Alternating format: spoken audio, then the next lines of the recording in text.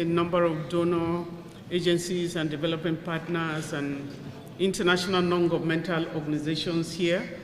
I acknowledge you and all distinguished members of the Nigerian Civil Society Situation Room and very distinguished members of the press. It has been a journey with all of you, and I acknowledge you. As we start off this morning, we have come a long way, and we're really, really excited that finally we are going to be presenting the final report of the 2023 general elections. And this has come as a result of the hard work by each and every member of the Nigerian Civil Society Situation Room, the hard work, the support that we have gotten from the development partners, and their personal, almost personal support, and also the financial support that we have gotten, and the solidarity as well. So I want to welcome you and say that today we'll be presenting our final report. It is not the end. The struggle is continuing. We have to have a talk. And it is for the first time that we are sitting with the INEC commissioner face to face after the election. Is that after the storm, storms never last forever. After the storm, we have to pick up our pieces. But I'm happy that we send an invitation and he's here with us because we have to start talking again. General election. The Situation Room's observation and analysis of the 2023 general election indicates that the election fell short of the credibility threshold set out by the Situation Room itself.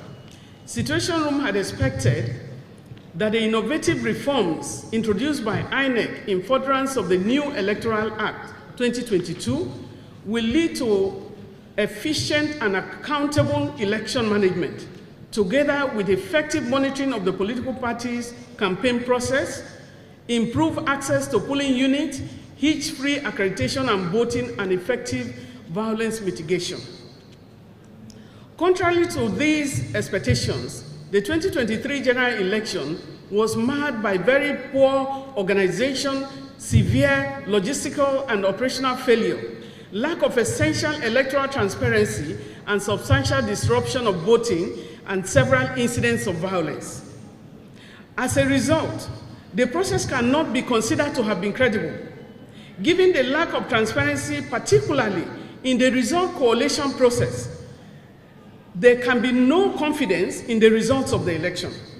In addition, there was very poor communication from INEC on challenges with its processes on the election day.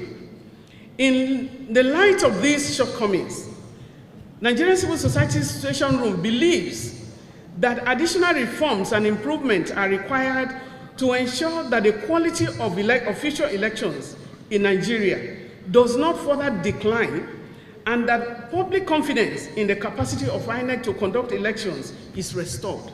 Because right now, I can tell you, while trust in the credibility of elections itself needs to be reestablished, the following recommendations and improvements in the election management body and the electoral process are offered for consideration and possible implementation of election stakeholders in Nigeria, by election stakeholders in Nigeria. In terms of the legal framework, the Constitution should be amended to eliminate the position of resident electoral commissioners under the control and direction of the Commission through the appointment of state directors of elections to replace REC. The suggestion by Justice Uwe's committee for the unbundling of INEC should be considered and implemented without delay. An effective legal framework should be formulated for the establishment of the Electoral Offences Commission and Tribunal, Political Parties Registration and Regulation Commission, and an agency to handle constituency delimitation.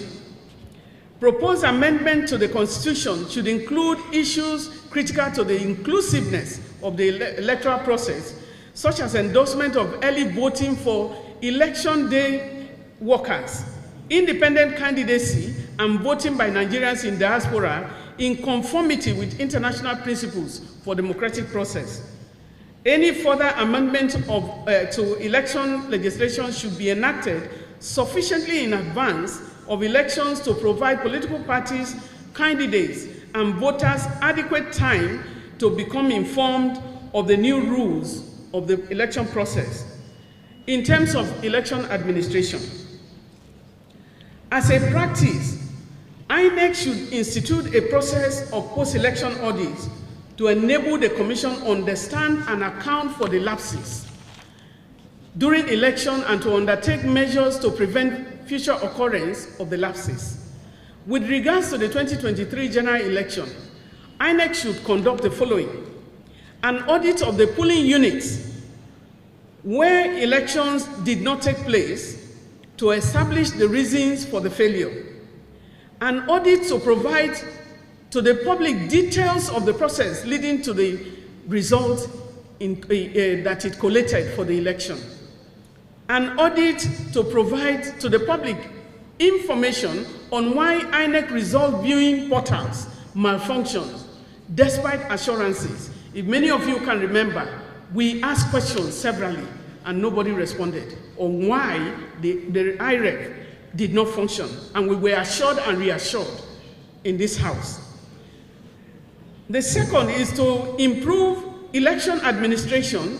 The National Assembly should be more vigorous in undertaking its oversight role over INEC and the electoral process. Pre- and post-election legislative scrutiny of the implementation of the Electoral Act and other legislations by INEC should be conducted regularly. The National Assembly should be more forthright and dispassionate in performing its roles of confirming, appointees to the positions in INEC. Petitions or complaints against nominees should be thoroughly and satisfactorily considered and investigated. Noting that operational and logistic lapses have been a persistent challenges to the elections in Nigeria. Despite assurances of its readiness by INEC, the National Assembly, within its oversight role, should set up an independent readiness assurance investigation to ascertain the level of preparedness or preparations before major elections. To further address the operational and logistics lapses, INEC should make thorough planning, a key priority. And I want to state that we actually thought INEC was prepared. I think this would have been one of the best elections. But whatever happened, we have not been communicated because we were involved in the planning process, and so many NGOs and INGOs did a lot of things to make sure that we had one of the best elections. We are asking that you ensure full implementation of